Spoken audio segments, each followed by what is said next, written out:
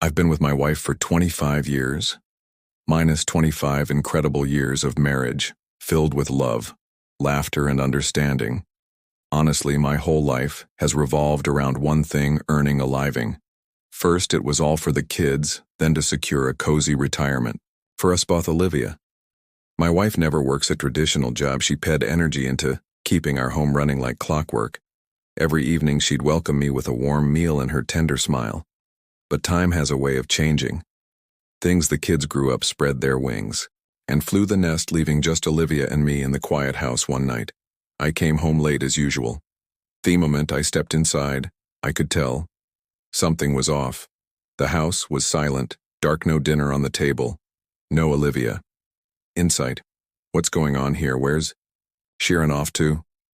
I wondered, the unease already creeping in instinctively. I grabbed my phone to call her straight to voicemail. Great panic set in.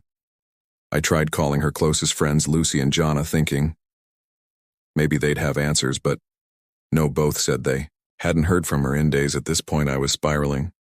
My thoughts were racing, imagining the worst. Did something happen to her? Could she be in danger? I spent the next few hours pacing, calling everyone I could think of, our kids, our family even. The local hospitals, nothing. It was like she'd vanished into thin air.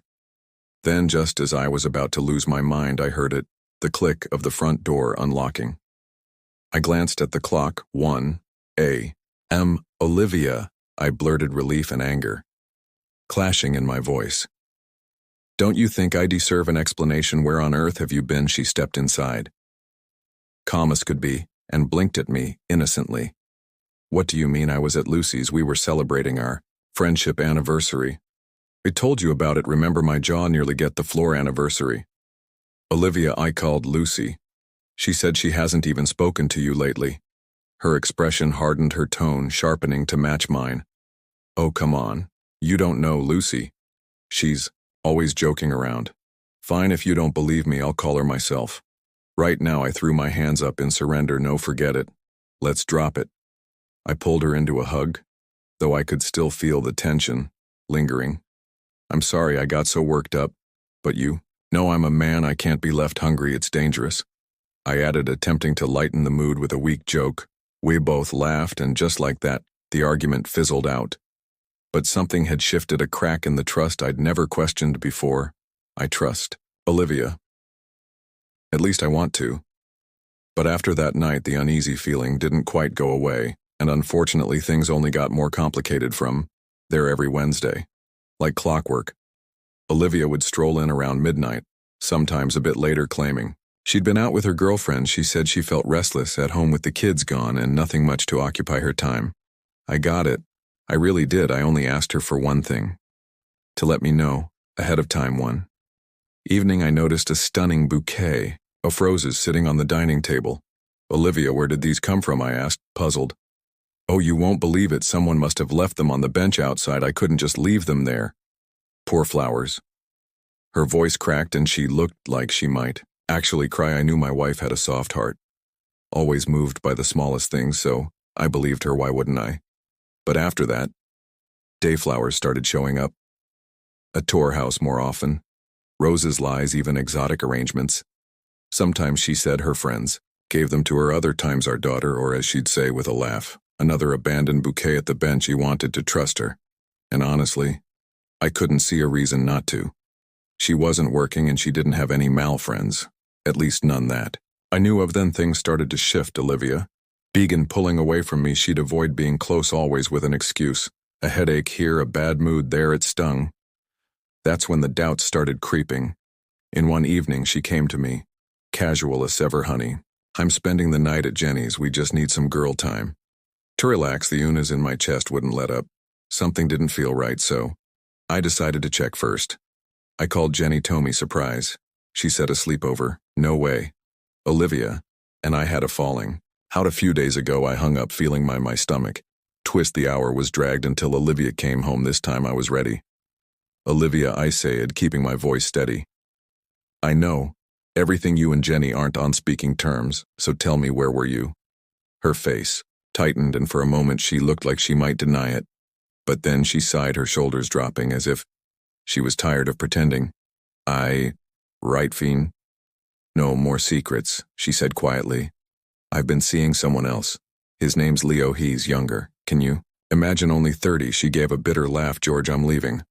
I'll pack my things tonight, we'll figure out the divorce later, and just like that. She was gone. I was left standing there. Now my mind braced. How could she after all these years? After everything I'd done for her, for us, I'd worked myself into the ground to provide for our family. And this was how it ended with some kid Nolas.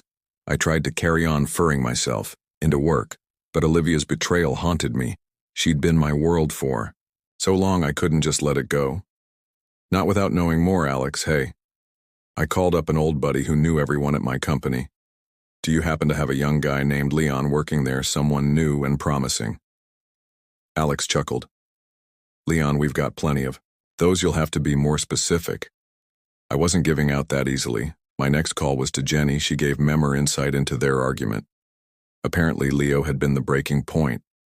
Jenny had tried to talk sense into Olivia, reminding her of me, of the life we built together, but Olivia was defiant, declaring, I love him, I can't help it.